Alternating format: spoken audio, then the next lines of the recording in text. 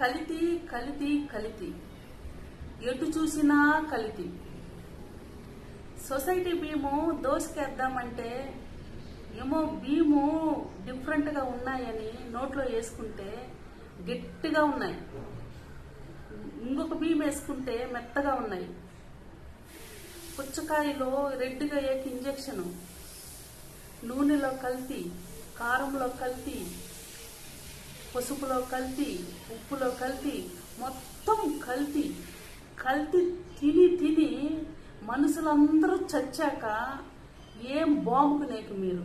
మనుషులు ఉంటేనే కదా సంపాదించుకుంటున్నారు కల్తీలు చేసి. మనుషులంతా చచ్చాక ఏం బాంబుకునేకి? ఒక్కడవే చిలగొట్టుకొని ఉండాలి ప్రపంచంలో, అంత తప్ప ఏ మనుషులు బతకరు కల్తీ తిని తిని.